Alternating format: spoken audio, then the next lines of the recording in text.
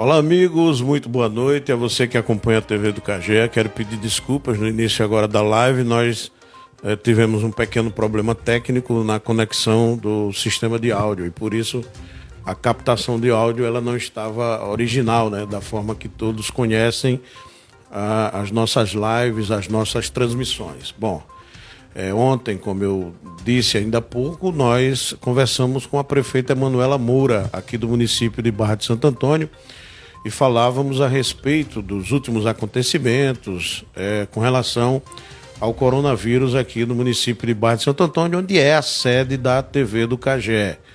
A sede da TV do Cagé é aqui em Barra de Santo Antônio, e a TV do Cagé tem uma proposta muitíssimo definida, que são as discussões relativas aqui à nossa região norte do estado de Alagoas. O Bruno, que está comigo hoje aqui na parte técnica, ele está ali muito atento, que daqui a pouquinho nós vamos receber...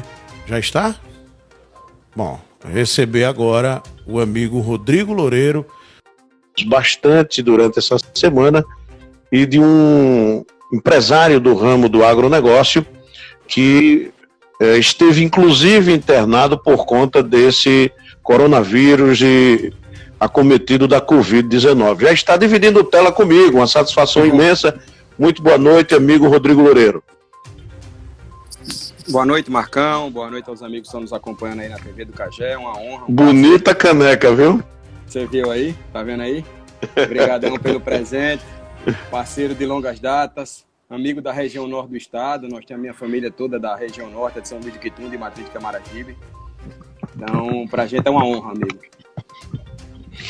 Rodrigo, como você disse, companheiro de longas datas, eu tenho quase uma década que trabalho acompanhando a sua empresa. Nós representamos uma empresa que nasceu para a atividade da transmissão do agronegócio através das suas mãos. Eu já disse isso particularmente a você, sou muito grato porque você colocou a gente nesse trabalho, e com você nós já rodamos grande parte do Nordeste brasileiro. Percorremos praticamente nós percorremos todos os 9 estados do Nordeste do Brasil. E para mim é uma honra ter iniciado isso através da sua ideia, da sua iniciativa. Isso mostra a sua visão futurística para o que é hoje o agronegócio, né? Você que tem uma empresa que é a Agreste Leilões, junto com a sua sociedade, e essa empresa é uma leiloeira que trabalha com animais. Eu gostaria que você, Rodrigo, para as pessoas que não o conhecem, nós dividindo aqui o Instagram, nós temos uma audiência qualificada para você, no sentido das pessoas que lhe conhecem, e temos também uma outra audiência, que são as pessoas que estão agora ligadas na TV do Cagé, esperando essa experiência que você nos conte. Fala um pouquinho sobre o trabalho do Rodrigo Loureiro. Bom, a Agreste Leilões, ela era uma empresa chamada Valer, né, que era Agreste Leilões e Empreendimentos Rurais Limitada, e há 19 anos atrás eu me associei, e há exatos 11 anos, hoje eu sou proprietário sozinho da Agreste, né. A Agreste é uma empresa, uma leiloeira rural, uma leiloeira que nós trabalhamos praticamente no Brasil inteiro, com foco em 90% da nossa agenda é o Nordeste. Nós estamos numa média aí de 140 a 150 remates por ano, que envolve aí as raças zebuínas, ovinos, bovinos, caprinos, o gado de leite, o gado de corte, né? Então, assim, a gente tem feito um trabalho sempre pautando na venda dos animais de genética, principalmente. Logicamente que a gente também vende os animais comerciais, mas o nosso foco principal é o melhoramento genético. Eu fico feliz, Marco, veja, das suas palavras, eu quero só dizer a você o seguinte: isso nasceu numa conversa que já vinha na crise, lá já no final do governo da Dilma, né? E do primeiro para o segundo mandato, salvo engano, mais ou menos, ali 2013, 2014, quando o nosso amigo Celcinho Pão de Miranda, juntamente com o Flávio Loureiro, né, estiveram com o Theo Vilela e com vocês e montaram uma parceria. Nós fizemos o primeiro leilão nosso, foi um leilão presencial, né? Foi um começo, deu muito certo. E logo depois veio o Fabiano Falcão, que fez a estreia do Estúdio Agreste, né? E a partir daí não parou mais. Eu fico muito feliz quando hoje muita gente está falando no YouTube, né, no agronegócio, as lives aí dos grandes cantores, tudo. E a Agreste já está há 5 anos no YouTube, né, Marcão? Você sabe disso, foi você que nos colocou lá. A verdade é essa, né? Isso aí, foi o leilão do Lourão, exatamente. Foi o primeiro leilão do Estúdio Agreste. Então, exatamente, nós tivemos o YouTube chegou a gente através das suas mãos, né? E a gente agradece muito. Nós somos hoje no Brasil a leiloeira com o maior número de assinantes. Hoje nós somos com mais de 18.100, salvo engano, atingimos essa noite inscritos no nosso canal no YouTube. E isso abriu as portas, né? Se tornou uma grande ferramenta. Veio a crise e a crise mostrou que o mundo teve que se reinventar, né? Vamos falar daquilo que é a proposta da nossa entrevista nessa noite, Rodrigo. Durante o período em que você esteve internado, eu não conversei com você, esperei que você desse os primeiros sinais de recuperação e lhe confesso que pedi principalmente às pessoas de minha família que orassem por você, que pudessem, juntamente comigo e com seus amigos, fazer uma corrente positiva para que você pudesse se recuperar. Eu até disse a você que a Agreste Leilões tem a alma do Rodrigo Loureiro, e eu considero isso muito importante. A sua pessoa, o trabalho que você tem, a sua forma de trabalhar, você é aquele cara perfeccionista, muitas vezes até, e eu que, vamos dizer assim, que sou um cara também muito nessa linha, às vezes até a gente já chegou a dizer, de forma a discussão, mas a boa discussão, a discussão do trabalho, sempre buscando fazer o melhor.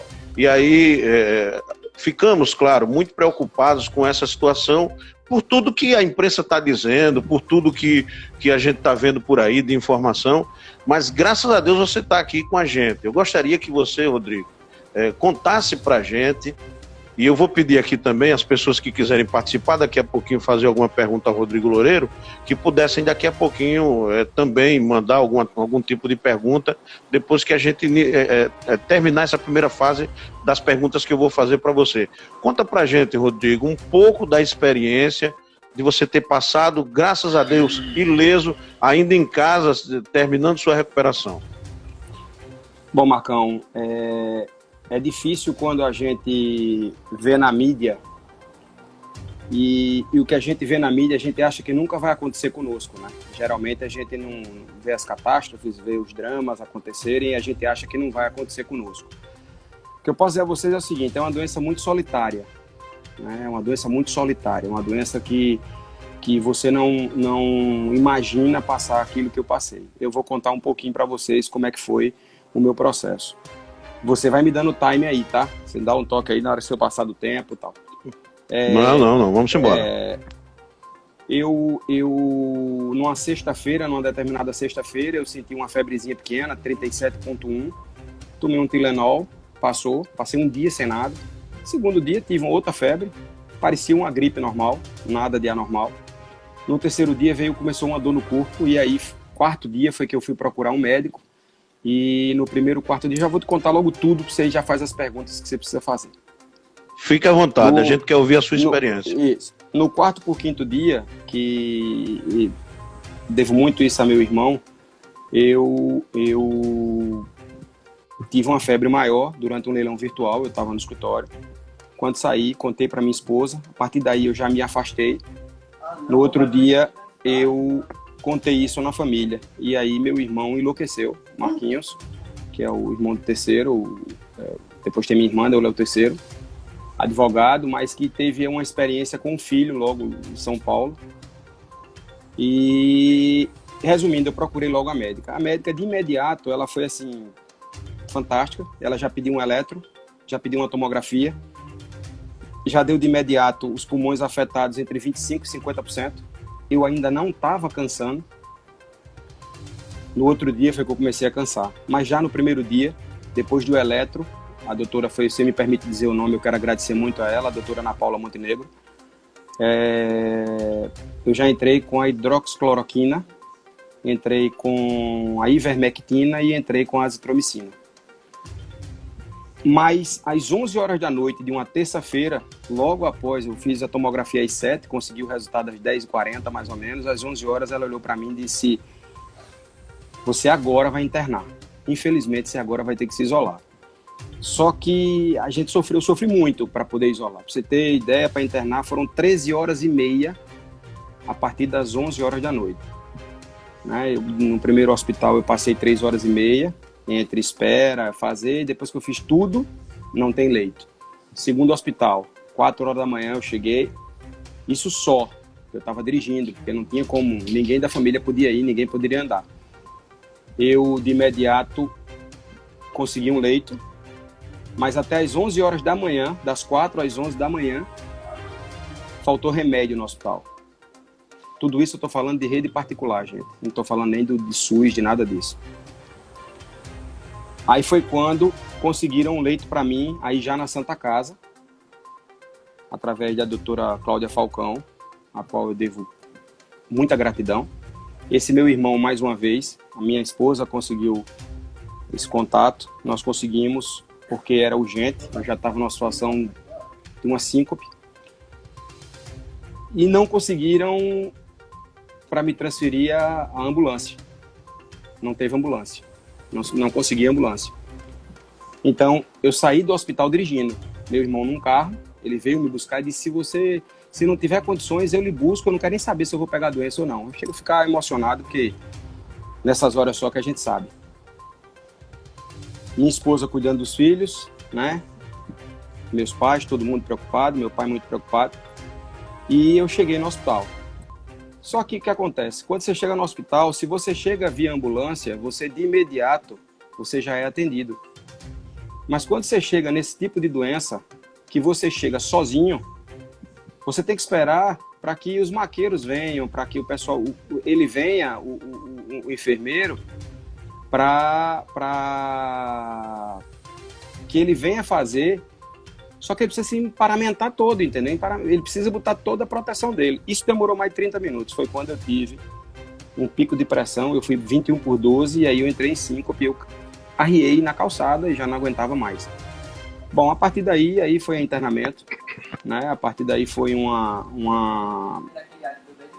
muito preocupante, porque eu fiquei perto de ir para a UTI. Fiquei só no oxigênio, não entubou. Né? E passei 5 dias de hospital, no qual depois que eu entrei no corticoide chamado Solumedrol e no antibiótico para pneumonia chamado Rocefin, fora o anticoagulante chamado Clexane. Então esse foi o meu protocolo. Marcão, veja, hoje eu não sei como eu espero que a humanidade saia melhor depois disso tudo. Eu lhe confesso uma coisa, eu quero agradecer a você, a sua família pelas orações, a todos os meus familiares, especial a minha esposa, meus irmãos, meus pais.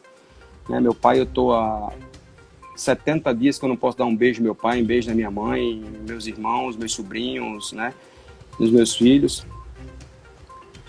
E eu vou contar uma coisa para vocês. Um dos maiores índices, o maior erro, as pessoas acharem que com 14 dias acabou o ciclo da doença.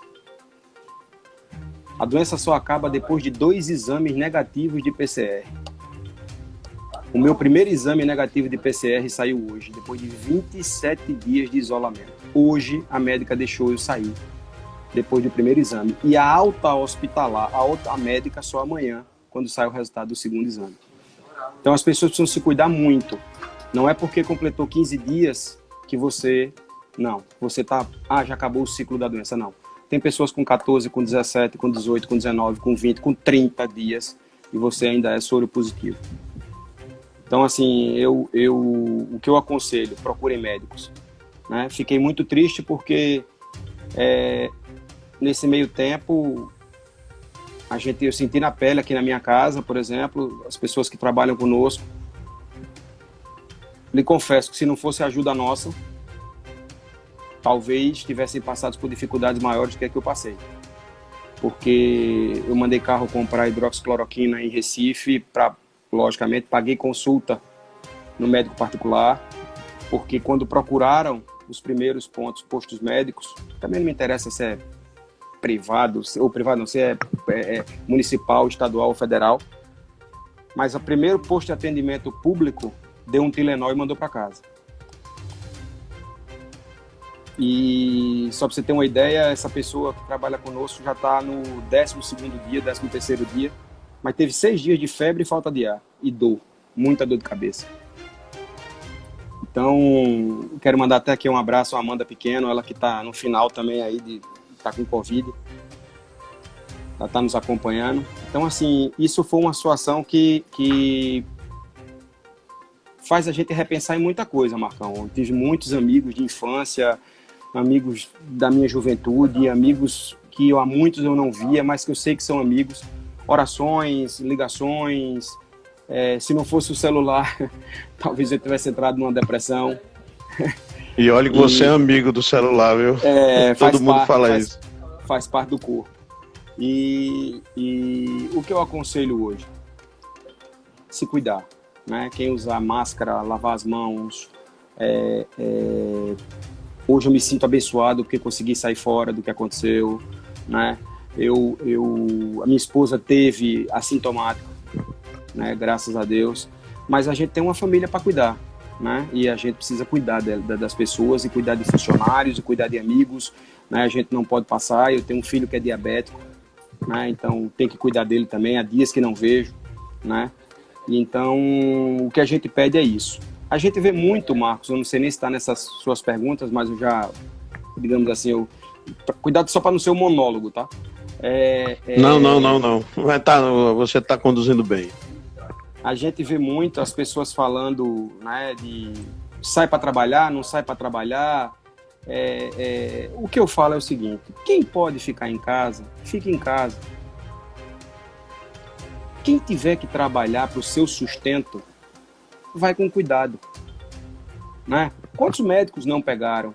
Quantos enfermeiros não pegaram, né? Aliás, eu quero fazer um agradecimento mais que especial a todos esses guerreiros da linha de frente, né? Médicos, enfermeiros, todos da rede hospitalar, todos que estão realmente desde UPA, desde posto de Hospital Geral do Estado, ao Hospital Universitário, aos hospitais particulares, são guerreiros. Olha, tinha a hora que eu estava internado que a pessoa vinha trazer para mim o meu lanche, um lanche da tarde. Ela entrava toda protegida e já deixava aquela roupa ali para levar um lanche para o quarto vizinho e vestir outra roupa. Então, assim, era um controle absurdo. Você não precisa estar em São Paulo para dizer, não, eu fui muito bem atendido no Hospital Santa Casa de Misericórdia. Foi um atendimento desde o médico, desde a recepção. É referência esse hospital. Referência. Eu fiquei muito feliz, me senti seguro, me senti acolhido, apesar da doença ser uma doença solitária, porque você não pode ter acompanhante, você não pode ter ninguém, né? Mas eu me senti muito feliz por ter aqui aquele atendimento aqui. Lógico que ela tem sua limitação de tamanho, né? Ela encheu, não tem mais UTI, não tem mais leito, eles estão correndo com isso aí, né? Eu prometi a mim mesmo, Marcos, de ajudar as pessoas. Já estava ajudando antes, mas ajudar realmente. E como você sabe, o IB é um parceiro que eu tenho, um amigo, né? O Ibe Breda, o vereador Ibe Breda, ele disse: Rodrigo, eu estou fazendo um levantamento nos postos municipais e estaduais. Sabe aquele óculos máscara, aquele que é grande assim, que vai no rosto todo? Sabe qual que é, não? Esse eu sei. Custa R$35 cada um. R$35. Você imagina que se cada empresário der 10, quantos poderiam? Juntamos e mandamos 110. Tinha postos aonde secretária, aonde atendente, segurança, estavam só com a máscara normal. E os olhos, como é que você protege, que é um dos grandes pontos, né? Então, a partir desse momento, eu acho que uma das maiores missões que nós temos é cuidar dos médicos e do pessoal de atendimento. Porque quando esse adoece, ele já deixa de atender a quantos? A salvar quantos? A ajudar a quantos, né? Então, foi mais ou menos isso. Eu acho que a gente tira uma lição muito grande. Eu acho que a gente tem que cuidar das pessoas, independente disso. Agora, se você me permite, você sabe que eu sou muito contra o público, né? Muito contra a atual política. que estão fazendo com o povo brasileiro é um genocídio. Genocídio. Alô? Tá me ouvindo? Eu sei das convicções que você tem, é porque eu não... É o microfone novo, viu, Rodrigo? Eu estou inaugurando, vai para lá, viu? Você cobrou tanto, chegou, acabou de chegar. Eu estou aproveitando aqui para fazer o teste. Esqueci do botãozinho, viu, Rodrigo? Agora eu apanhei. Assim, Rodrigo, veja só, eu conheço algumas convicções suas com relação à política. Como é que você vê hoje? Eu vou entrar nessas questões, mas antes, vamos segurar essa questão. Deixa eu só lhe perguntar uma coisa que eu acho muitíssimo interessante, para depois a gente colocar esses seus posicionamentos aqui ao conhecimento da nossa audiência. Você é um cara de uma vida muito ativa. É um cara que toma café em Salvador e já vai jantar em Fortaleza, né?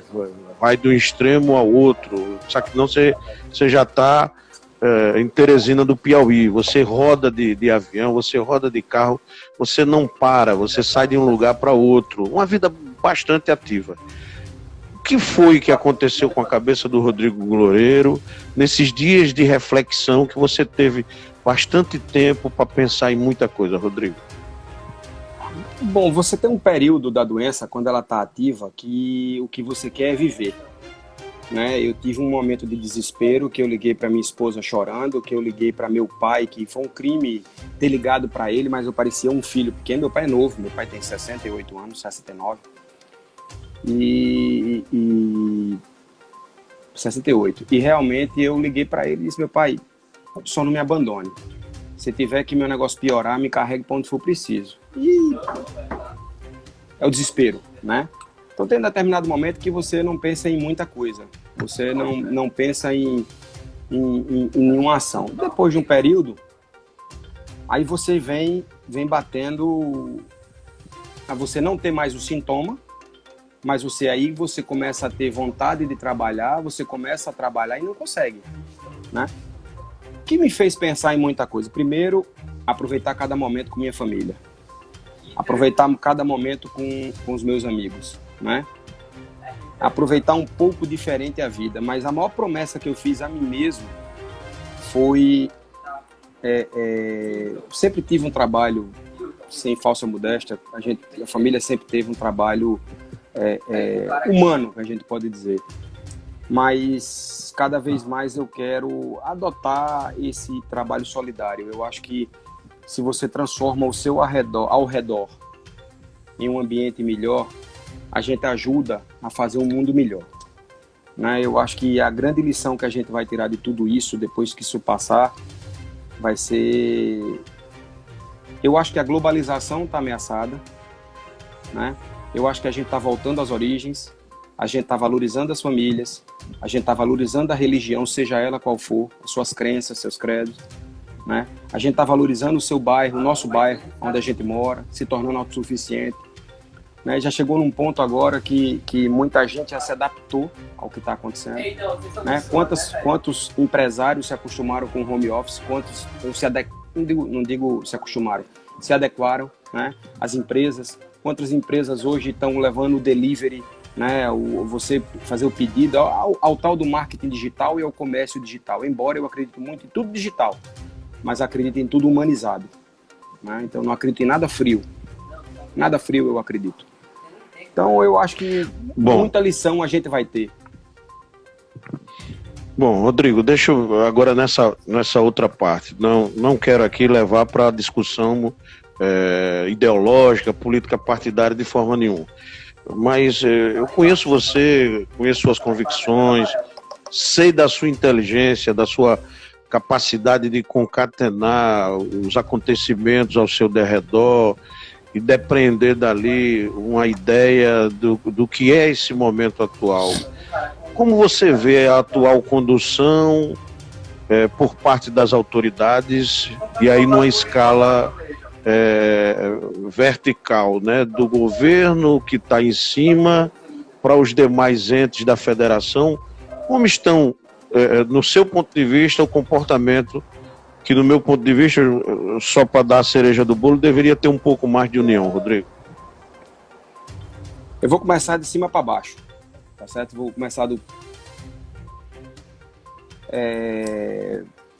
Votei no Bolsonaro, votarei de novo, se Deus quiser, mas não vou deixar de fazer as críticas que eu achar que devem ser feitas, né?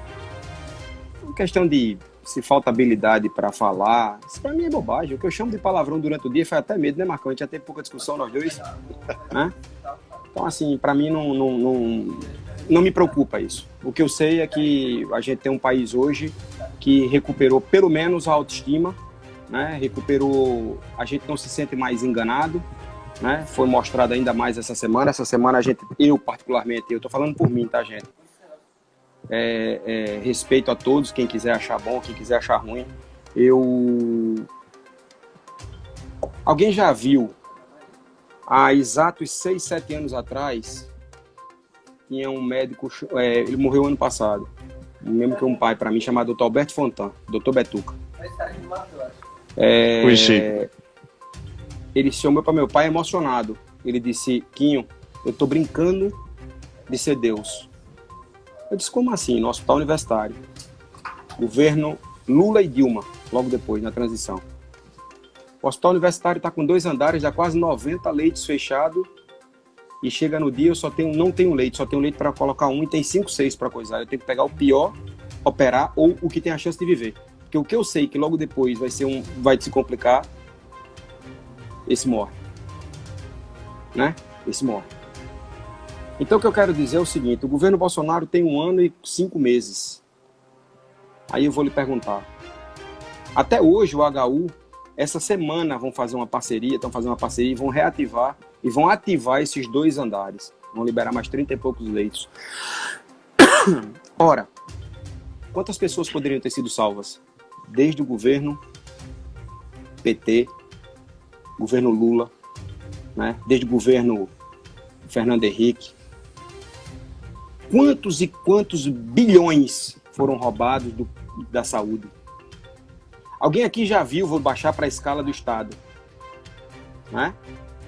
Aqui em Alagoas, Hospital Geral do Estado, HGE. Você já conhece lá, mais do que eu. Você cobre futebol, na frente do estádio Rei Pelé. Alguma vez você viu dizer que ali era um hospital garantido? Aí eu vou para as outras capitais. Vá para Sergipe, vá para Salvador, vá para Recife. E, gente, como o Marcão falou, eu rodo muito. Eu conheço muita gente. A gente não pode jogar a culpa em ninguém que está 1 ano e 5 meses no governo, dos quais os últimos 3 meses é uma guerra no mundo, mundial. Não é? Então, nós somos assaltados. E a conta chegou para pagar. E quem está pagando de novo é o povo. Não estão cobrando a quem deve ser cobrado de direito. A quem deve ser cobrado de direito. O empresariado hoje, que está sendo pelo menos respeitado,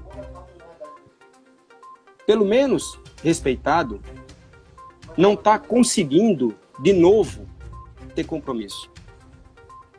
Mais uma vez está pagando a conta. Para quem não sabe, esse discurso todo que está chamando aí de genocida, a cada 1% que você aumenta de desemprego, são não sei quantos mil mortos lá na frente. São não sei quantos seres humanos que pedem o direito à vida. Ou já aumentou a violência em casa, aumentou a violência contra a mulher, ou é mentira? Contra fatos não tem argumento. E você vai para os hospitais e consegue faltar. A guerra da imprensa virou uma verdadeira palhaçada. Eu fiz uma pergunta essa semana, Marcos, se você me permite, no Facebook. E eu queria, se alguém estiver aí acompanhando a gente, pudesse responder. Primeiro, existe punição para jornalista que deturpa a verdade ou que inventa a mentira? Eu queria entender isso. Eu queria entender isso. Darlan, eu não vou discutir política, eu estou falando aqui são fatos. Eu não vou discutir quem é melhor, quem é pior. Né? A sua opinião, se você é Bolsonaro ou não, é uma opinião sua, lógico, eu respeito demais. Você tem o direito de votar em quem você quer, acompanhar quem você quer. Agora, o que eu posso dizer foi o que eu senti. No particular, no hospital particular, foi 13 horas para internar. E eu tenho um funcionário que foi para uma fila para poder ter atendimento numa UPA, passou quase 15 horas sentado e deram um Tilenol. E que se eu não tivesse pagando um médico particular para atendê-la, se eu não tivesse pago para ir buscar hidroxicloroquina em Recife, que faltou durante uma semana em Maceió, e não tem hoje para vender se você for atrás. Entendeu? Como é que se faz? Agora está aí hoje a Polícia Federal atuando no Rio de Janeiro. Como é que você chega no meio de uma pandemia e você rouba, superfatura ventilador, superfatura remédio, superfatura máscara? E esse povo não é preso? Esse povo não é julgado? Esse povo não é condenado? Quantas pessoas estão morrendo com isso, Marcão? Quantas pessoas estão morrendo com essa guerra? Rodrigo, você acha que a condução da forma com que os governadores atuaram nesse momento, e aí não sei se você pode fazer um comparativo com as ações, por exemplo, do governo de Minas, enfim, com os demais estados brasileiros, a forma com que os governos vêm tratando essa questão do isolamento social, por exemplo? É difícil a gente dizer sem a gente ter o conhecimento científico, né? O mundo não sabe o que fazer. Né? O mundo não sabe, o mundo está perdido. Não é? Todos os países que entraram no isolamento total continuam morrendo de jeito do mesmo jeito. Pelo menos é na minha visão. Pelo menos é a minha visão. Todos que entraram continuam morrendo de jeito do mesmo jeito. Então, assim, o problema chama-se a politicagem. Agora, eu não entendo como é que um governante vê uma pessoa morrendo e consegue roubar, superfaturar ventilador, superfaturar máscara, superfaturar remédio. Isso é que eu não entendo.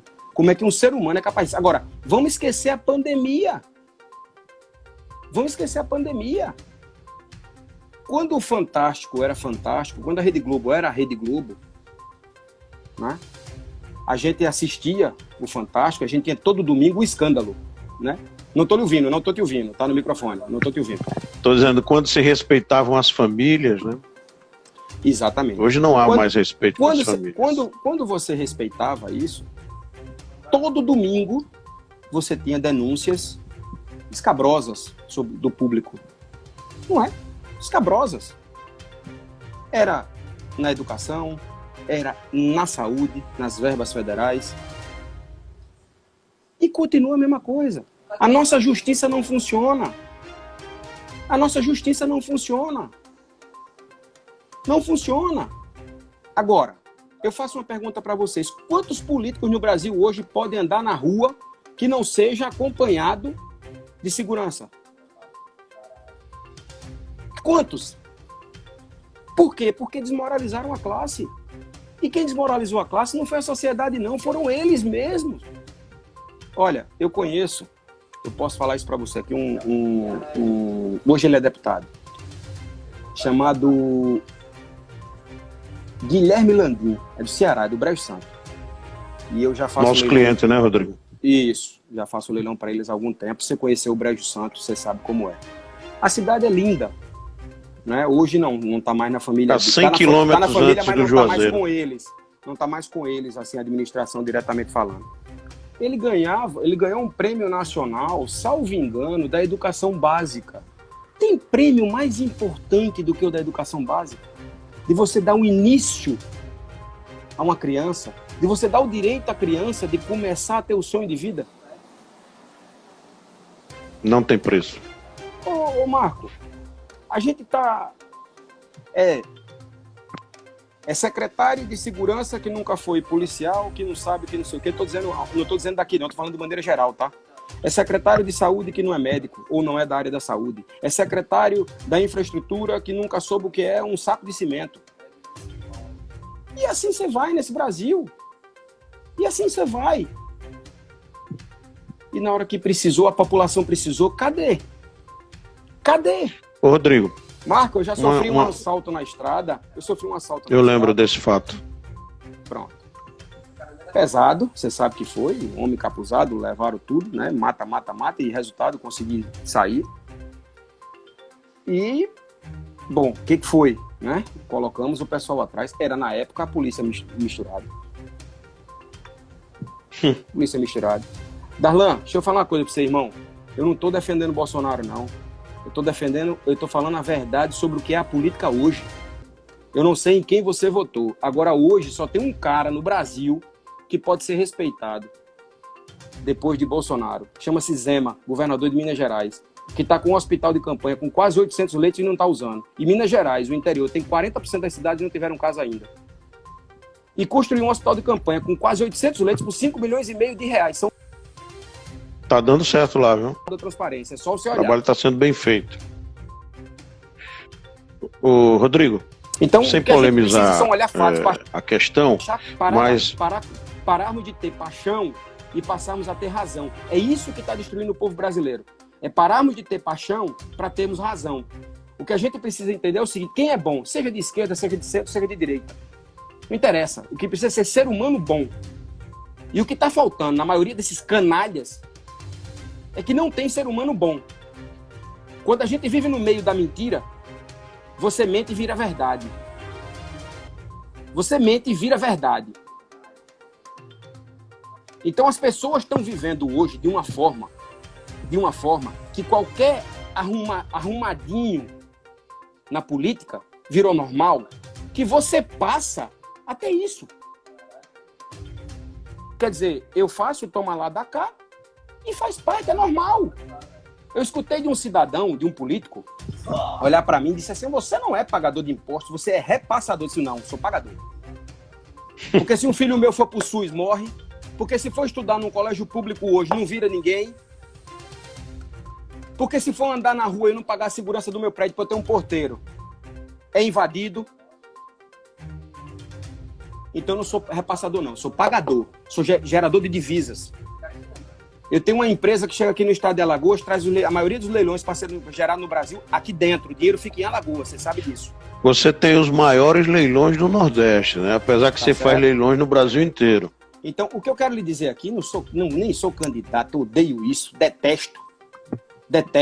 Eu gosto de homem de bem. Seja político, seja médico, seja sem formação nenhuma. Entendeu? Agora, eu acho que as pessoas precisam entender que a conta chegou para pagar. Que a conta chegou para pagar. Seja para político de cargo eleito, seja para cargo comissionado, seja para funcionário público, seja para quem for. Mas a conta chegou para pagar. O mundo está intolerante. O mundo não aguenta mais. Ninguém aguenta mais, Marco. Ninguém. Ninguém aguenta mais hoje ser enganado. Ninguém aguenta mais hoje você olhar para uma pessoa na rua, quantidade de gente na rua que vai pedir. Vocês vão ver o que vai ser esse pós-pandemia quando as pessoas começarem a sair na rua, o que é que está acontecendo. É muito bonito ver alguém, porque o Bolsonaro não sei o quê, porque o governador... O Bozo, né? O governador da Caixa Prego. Não interessa isso. O que interessa é que hoje,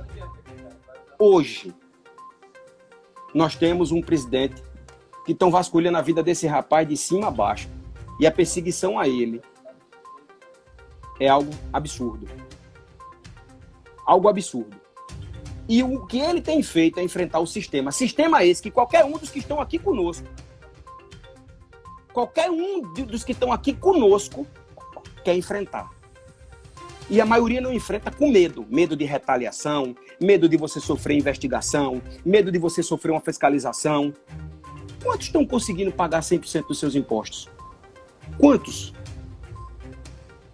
Quantos estão conseguindo pagar 100% dos seus impostos hoje? Não é? Porque se você pagar, você morre. Você morre e a sua empresa para. A sua empresa para. Isso é muito preocupante. Gente. Marco, eu tô vendo deputado pedir para ser apresentado sem ser pro deputado. Tem medo de dizer que é política, né? Tem vergonha. Não, é porque tem vergonha. É alma boa. É gente com alma boa. Gente com alma boa. Com alma boa. Que tá entrando na vala comum, né? Por causa de outros, né? Por causa de outros. Por causa de outros. Mas, ó... Rodrigo, deixa eu lhe fazer uma pergunta que leva muito... Rapidinho. Pessoal, nas minhas andanças pelo Nordeste, eu não sei se vocês sabem, nós tivemos há quase 8 anos, 10 anos, nós temos uma transnordestina com quase 300 quilômetros prontos, e não tem trem. Vocês sabiam disso ou não, né? Mas passa para ver. Vai pro Eu Brejo sei Santo. Porque eu passo e vejo. Pronto, sai daqui de Alagoas para o Brejo Santo, para o Juazeiro, para o Crato, que você vai passar nela. Para Bahia também. Pronto. Sai daqui para lá, você vai passar pelos canais de transposição. Agora não, começaram a funcionar. E tiveram que ser todos praticamente refeitos porque ficou lá sem água. Gente, o escândalo é um absurdo tão grande, mas tão grande, que a maioria dos empresários brasileiros, ditos os bambambãs, foram presos. Agora, e os políticos? Tem nada mais esdrúxulo, nada mais absurdo do que esse foro privilegiado? Quer dizer, o cara rouba e para ser julgado... E aí? Ok. O passa-mão na cabeça oficial. Não existe bandido de estimação. Não interessa se ele roubou 1 milhão ou 1 bilhão, que a diferença é mais ou menos essa aí. Não interessa. Tem que ser julgado. Se o Flávio Bolsonaro tiver que ser julgado, que ele seja julgado. Agora, bote ele na fila, porque tem filho de tanto político para ir na frente, e não foi ainda. Bom, Rodrigo, ainda sobre uma questão que envolve também, do meu ponto de vista, envolve política. Vamos voltar para a Covid. Vamos voltar, né? Saímos um pouco do foco do seu tratamento. Bom, para quem está ligando agora, nós estamos conversando com o empresário do agronegócio, da empresa Agreste Leilões, a maior leiloeira do Nordeste do Brasil, que trabalha com leilões de animais, que esteve internado por um período, acometido por essa Covid-19, está contando para a gente essa experiência. Obviamente, fugiu um pouquinho do foco, foi para lá, falou um pouco a emoção da... Porque quando você entra nesse meio da política, a gente começou com um atendimento da política, que eu fico que, se eu tive essa dificuldade de 13 horas e meia para ser internado no hospital privado, particular, em 3 hospitais particulares de Maceió, você imagina quanto que está sofrendo esse povo no público. E aí?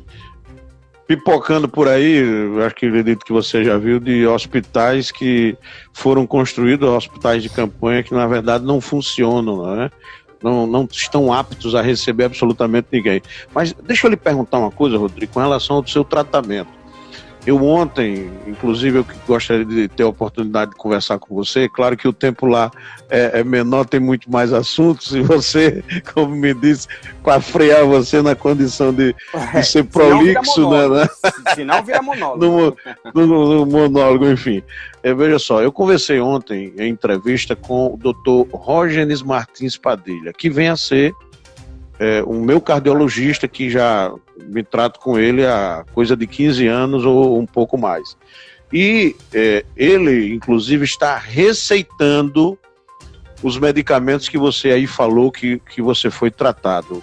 Ivermectina, azitromicina e a cloroquina, ou a hidroxicloroquina. Veja só, eu fiz uma pergunta a ele. Doutor, o senhor conhece meu quadro clínico, ele sabe, eu sou hipertenso, nada muito grave, mas pronto, mas é claro que tem as suas particularidades, cada um. No momento em que, uma coisa que ele disse, Rodrigo, hoje senti os primeiros sintomas, nada de esperar resultado de exame.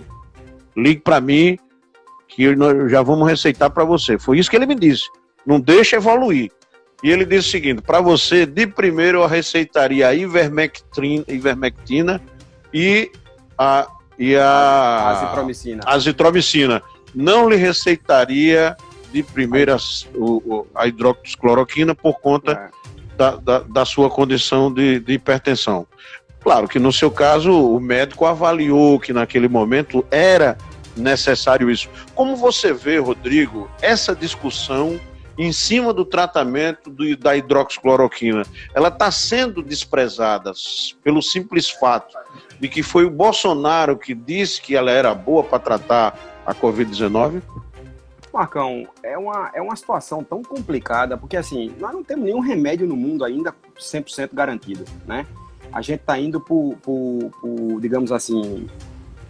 Eu escutei essa semana de um médico, ele dizendo o seguinte: quando a gente tem o exame dá uma coisa e o quadro clínico dá outra, quando a gente está na fronte de guerra, a gente vai pelo quadro clínico, né? Então, o que acontece? A minha situação, ela foi a que eles chamam de quadro 2B, que é o de quase você entrar para UTI, que foi o que aconteceu comigo. E eu fiquei só no oxigênio. Você foi tratado de imediato ou demorou um pouquinho mais, até pelo desconhecimento dos sintomas? Olha, eu já comecei antes mesmo do sintoma, como ele falou aí, só que já entrei no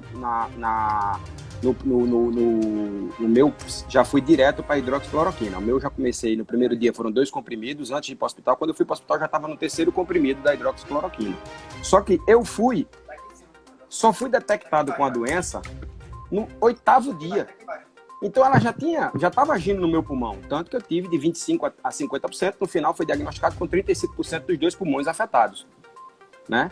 Então eu tive que realmente, foi um pouco mais duro, né? Aí o Tiagão Jatobá, um grande abraço, foi outro que teve, esse não precisou, graças a Deus, ser internado, mas também sofreu bastante em casa. E eu te falo o seguinte... Manda um abraço pro Rodrigo Farias, viu? Tá vendo a gente, Rodrigo Farias. Um abraço, Rodrigo. André Assunção também, lá de São Paulo. Tá coxinha também, coxinha. Então, assim, só pra você ter uma ideia, eu me trataria com o meu mesmo médico, eu tomaria os meus mesmos remédios. Então, assim, a única coisa que eu peço para as pessoas pensarem é: quantas indústrias farmacêuticas existem no mundo? Talvez você não junte em 2 mãos. Né? Então, quer dizer, é uma máfia tão grande que não está na nossa estratosfera. Não está no nosso nível de conversa entender o que é esse submundo. Não dá para você entender. Olha, é um monopólio muitíssimo poderoso. Né? Você não tem noção do que acontece. Então, quem sou eu para dizer que é ruim? Quem sou eu para dizer que não é ruim? O remédio de centavos do Bolsonaro, o remédio de centavos, enquanto que estão desenvolvendo aí algo que é em torno de R$ 1.200. Como é que a gente vai tratar a população carente? Marcão, o brasileiro é um povo muito bom, mas é um povo que se complica muito exatamente pela ganância que nós temos. Ela vem da base. Pela falta de educação que o povo tem, o nosso povo tem, ele termina sendo massa de manobra e termina compactuando de situações que ele está acostumado a ver. No atentado na França, quando teve o atentado, nos últimos atentados, os taxistas, eles abriam a porta do carro e tiravam o povo da região de graça. Quando você teve aquele negócio de Mariana, de Brumadinho, que faltou água, o botijão de água saiu de R$5 para R$25 no mesmo dia. Então, você imagina, como é que você consegue superfaturar na hora de sofrimento da população? Então, a gente tem que lembrar o seguinte: quando eu vejo um médico dizer que não, a hidroxicloroquina é um erro, eu digo, baseado em quê? Porque eu tenho hipertensão? Porque eu tenho... Não, meu amigo, é o seguinte, o risco que eu tenho, uma doença que o mundo não sabe como é que trata, essa é a opção, eu tomo ela, boto na veia. Se é comprimido de lua, boto em água e injeto na veia. Porque você vai fazer o quê? Quando o médico lhe diz interna, quando o médico olha para você e diz, ou você faz isso agora, ou são as possibilidades que a gente tem, porque nada disso é normal. E aí? Então, eu acho que isso é uma guerra, desculpa, é uma guerra escrota, uma guerra que a gente não sabe a verdade, é uma guerra que a gente não sabe o que está no submundo, entendeu? O povo fala aí que 65 mil italianos com lúpus tomavam hidroxicloroquina cotidianamente. Um número ínfimo dessas pessoas com lúpus tiveram a Covid. E aí? Isso nada vale? Então, eu acredito muito no médico que diz o seguinte: no fronte de batalha, o que está se fazendo com o resultado é isso. Entendeu? Então, foi o que eu acreditei. foi o que eu pedi para o médico fazer e o que eu autorizei a minha família a deixar que fizesse. Rodrigo, deixa a gente abraçar os amigos que estão acompanhando a gente, rapaz. Tem gente de todo o Brasil aqui, né? E dizendo, viu, Rodrigo, que quem quiser assistir depois essa entrevista, a gente vai colocar no Instagram, aliás, no YouTube da TV do Cagé. A TV do Cagé, para quem não conhece, é um pseudônimo, um epíteto que eu ganhei através de um personagem do rádio, e aí fiquei bastante conhecido com esse nome, e nós utilizamos, assim, tem um apelo legal, viu, Rodrigo? TV do Cagé, um apelo de marketing Marcão, muito bom. Eu só tenho que agradecer a oportunidade de estar aqui com essa turma falando. A gente às vezes se empolga, porque quem me conhece sabe que eu sou extremamente envolvente nesse negócio de falar muito. Eu me emociono nas coisas que eu faço, sempre boto a emoção por tudo, e a gente fica muito triste. O que eu tenho visto, os absurdos que a gente vê rodando, você roda muito também, é triste. É triste, a gente fica triste. Não tem jeito de não ficar decepcionado. Rodrigo, olha, sabe quem tá vendo a gente? O Bola, rapaz. O Bola Som. O Bola, o Pedrosa tá com a gente. Aras Landim, Coxinha.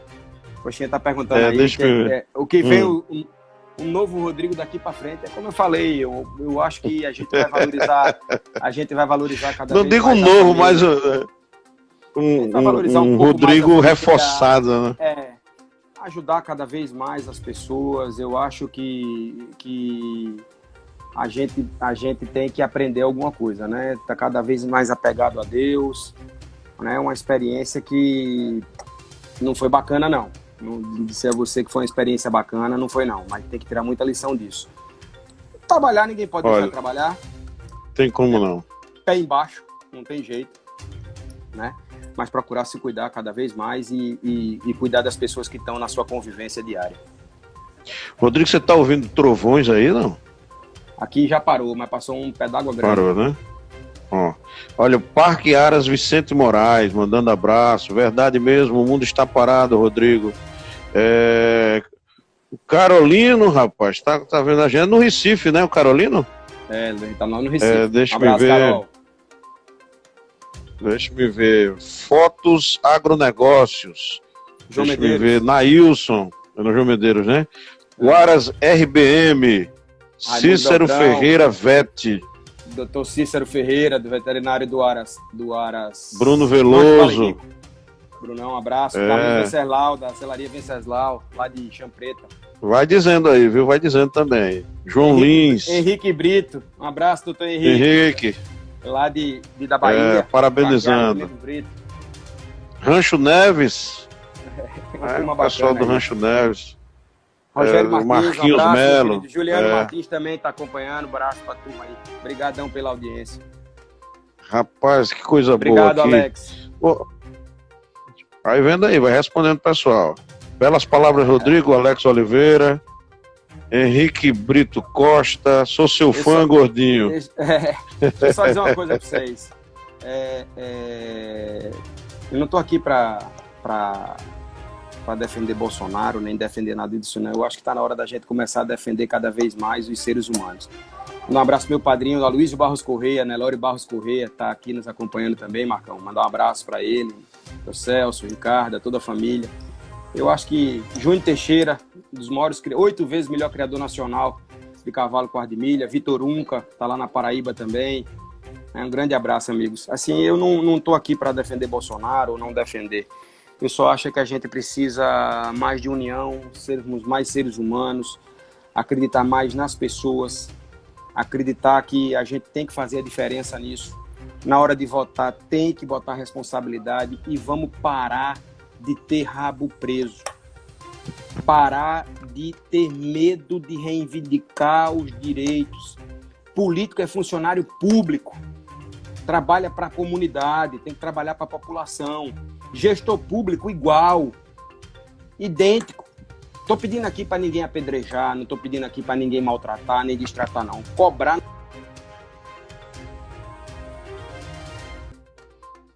A imagem do Rodrigo. Eu não tô. Voltou normal, Rodrigo. Cobrar, deu uma travadinha, mas voltou.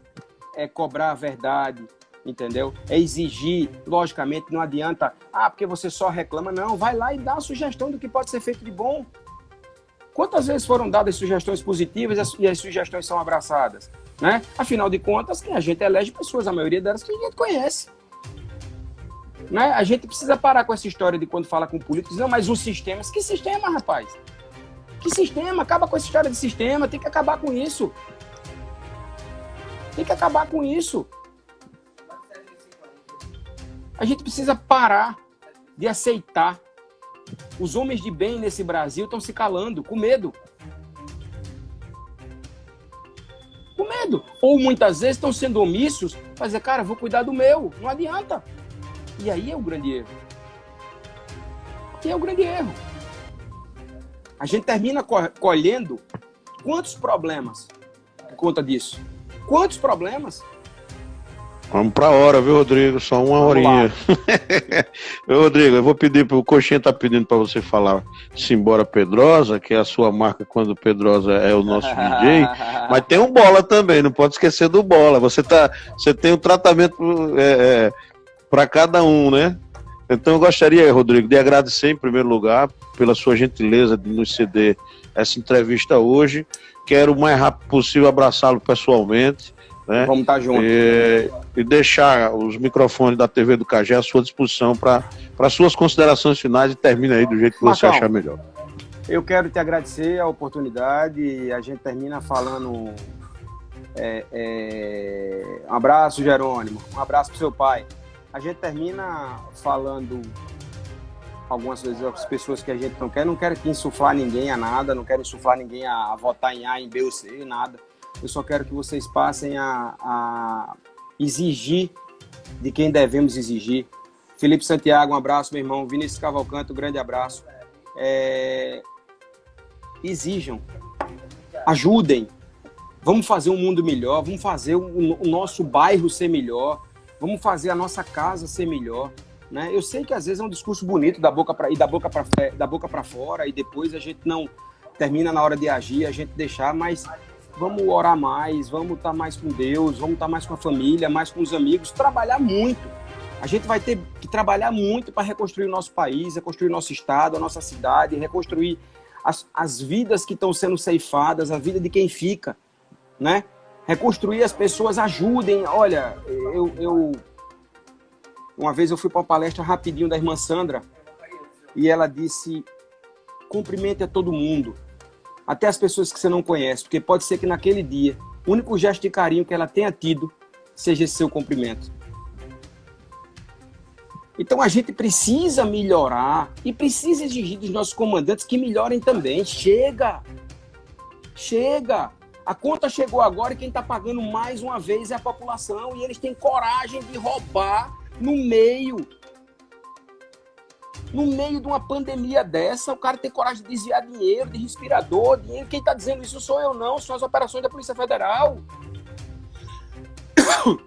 Como é que pode? E aí vai para a justiça, o cara recorre na primeira instância, na segunda instância, na terceira instância, na quarta instância. Você vai para quantas pradarias?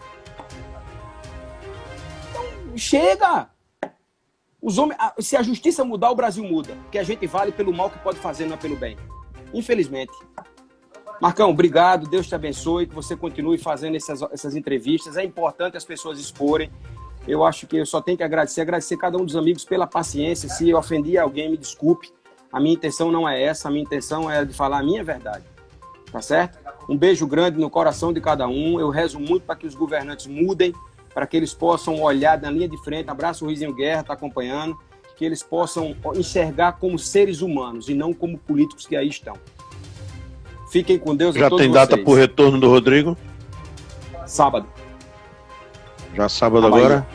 Sábado eu vou estar em Cabaceiras do Paraguaçu. Amanhã eu tenho minha alta. Graças a Deus. Meu amigo Rodrigo, muito obrigado a você. Sua oração.